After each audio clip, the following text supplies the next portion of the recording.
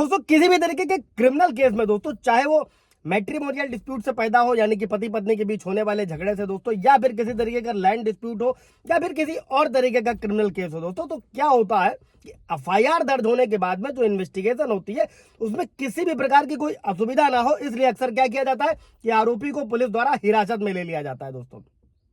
और कई बार हम ये देखते हैं कि जो थाना प्रभारी होते हैं, इंस्पेक्टर होते हैं, वो आरोपी को कोर्ट में पेश किए बिना ही छोड़ देते हैं दोस्तों। अब सवाल ये पैदा होता है कि क्या पुलिस इंस्पेक्टर को यह अधिकार प्राप्त है कि वो कोर्ट में पेश किए बिना ही हिरासत में लिए गए आरोपी को फ्री कर दे, मुक्त कर दे दोस्तों। और आज इस वीडियो में हम लोग यही समझने वाले हैं दोस्तों। जय नमस्कार, मैं एडवोकेट आशीष मिश्रा।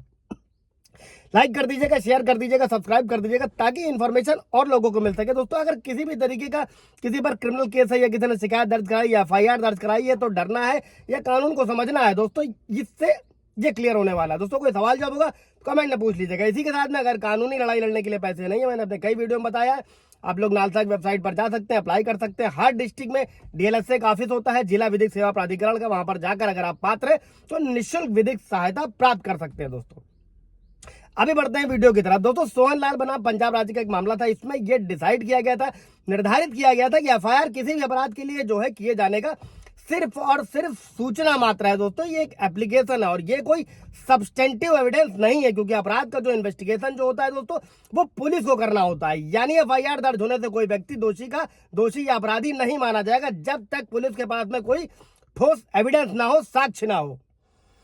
तो दोस्तों अगर आप भी किसी इस तरीके की समस्या से गुजर रहे हैं या जूझ रहे हैं दोस्तों, या कुछ ऐसा मैट्रिमोनियल डिस्प्यूट होने वाला, तो इस नए कानून की धारा को समझना बहुत जरूरी है दोस्तों। भारतीय नागरिक सुरक्षा संहिता की धारा 189। सबसे पहले इसकी परिभाषा समझ लेते हैं दोस्तों कि अगर कोई भी पुलिस अधिकारी संज्ञेय या असंज्ञेय, कॉग्निबल या नॉन कॉग्निबल अपराध में शिकायत दर्ज कर लेता है दोस्तों, और उसे लगता है कि आरोपी पर लगाए गए अपराध को साबित करने के लिए कोई ठोस साक्ष्य नहीं है, एविडेंस नहीं है, यानी कि आरोपी पर जिस अपराध का आरोप लगाया गया है दोस्तों उसे साबित कर पाना मुश्किल है, तब क्या होता है, तब जो पुलिस थाना प्रभारी होता है वो आरोपी को बिना मजिस्ट्रेट के सामने पेश किए ही आरोपी को जमानत या फिर बिना जमानत के जैसा वो ठीक समझे छोड़ सकता है दोस्तों। जैसा कि आप लोगों ने सुना होगा कि पुलिस किसी को भी गिरफ्तार करती है तो 24 घंटे के अंदर उसे कोर्ट में पेश करना होता है दोस्तों। लेकिन ये धारा अलग प्रावधान करती है दोस्तों, 189 भारतीय नागरिक सुरक्षा संहिता की।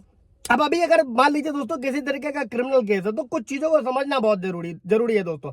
जैसे चार्जशीट और एफआईआर, ये दोनों अलग अलग चीजें हैं दोस्तों। चार्जशीट शब्द जो है दोस्तों उसको भारतीय नागरिक सुरक्षा संहिता की धारा 193 के तहत परिभाषित किया गया है, लेकिन एफआईआर जो है दोस्तों वो भारतीय नागरिक सुरक्षा संहिता की धारा 173 के तहत पुलिस नियमों के तहत मिलती है दोस्तों, जो संज्ञेय मामलों में जानकारी से संबंधित है। और चार्जशीट क्या होती है? चार्जशीट किसी जांच की समाप्ति पर दाखिल की गई अंतिम रिपोर्ट होती है दोस्तों। और एक प्राथमिकी यानी कि एफआईआर किसी भी घटना की प्रथम सूचना के तौर पर दर्ज की जाती है दोस्तों। और जब पुलिस को एक संज्ञेय अपराध यानी कि ऐसा अपराध जिसके लिए किसी को वारंट के बिना भी गिरफ्तार किया जा सकता है दोस्तों, जैसे कि फॉर एग्जाम्पल बलात्कार हो गया, हत्या हो गया, अपहरण हो गया, के बारे में अगर पुलिस को सूचना मिलती है, सूचित किया जाता है दोस्तों।